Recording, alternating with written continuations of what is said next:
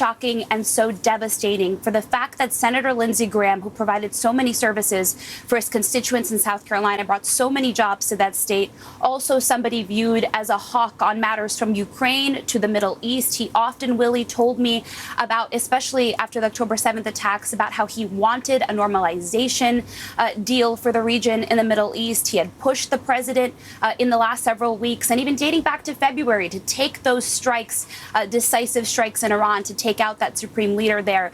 No doubt, Willie, that Graham has been an enormous influence on the president, one of the very few remaining that has been able to essentially hold the president's ear on topics that other Republicans have shied away from. And this morning, of course, we heard from the president, who said it is so sad to hear the news of Senator Graham's passing, just turning 71 years old, Willie, a couple of days ago, returning from Kyiv, where he toured drone production facilities with President Zelensky, announcing at the end of that meeting with Zelensky, good news that the White House agreed after more than a year to move bipartisan legislation in Congress that would issue sanctions on Russian oil. And that, according to Graham, has been something that has been funding Putin's war in Ukraine. So just a massive influence in the Senate, in Washington, D.C., in South Carolina, and around the world, Willie.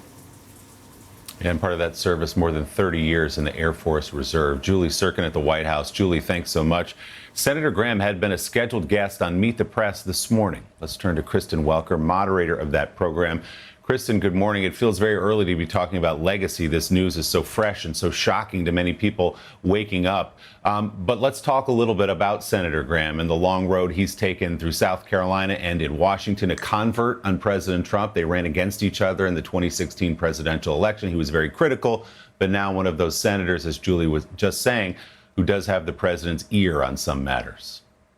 Absolutely, Willie. What a shocking and devastating morning here in the nation's capital, which will undoubtedly send shockwaves all across the country. Senator Lindsey Graham was one of the most consequential senators in U.S. history. As you say, he actually ran against then candidate Trump all the way back in 2015, but he did become an early convert. And Willie, from that moment forward, he became one of President Trump's closest and staunchest allies. I spoke with President Trump briefly on the phone today. He will be joining us on Meet the Press to reflect on Senator Graham's life and legacy. And one of the points that Senator Graham wanted to discuss, which I also discussed with President Trump, was Iran. Senator Graham had, as Julie just said, just been traveling overseas. He was in Ankara where the NATO summit was underway. He visited with President Zelensky. He had a very hawkish view on these matters, Willie. I spoke to Senator Graham multiple times this week. He did not have confidence in the negotiations and in the negotiators in Iran themselves, and he was advocating for a more robust military response to what we have seen in Iran.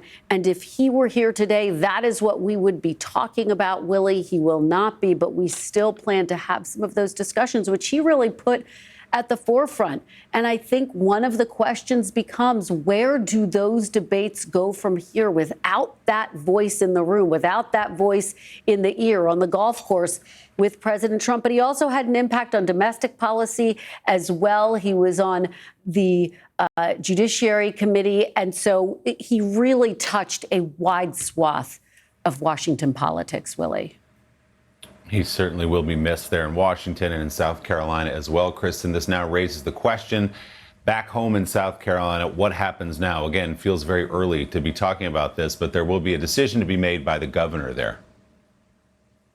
That's right. Temporary replacement and then a special election will be held. Look, this is a reliably red seat, so it's hard to see it changing hands. Of course, you never know what could potentially happen. But Senator Graham was fighting for his fifth term in office. Gives you a sense of just how long he served in the Senate before being a member of Congress before that.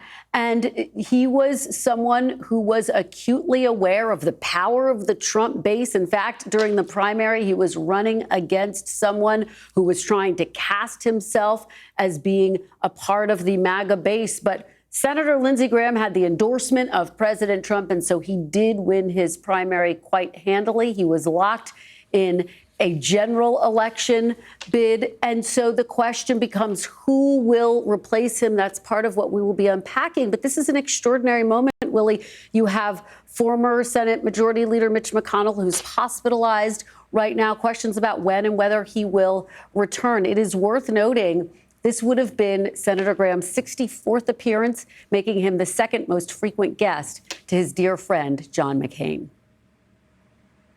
Wow. Yeah, those two were running mates for so much time together there in that building in the Capitol behind you. Kristen Welker, thanks so much.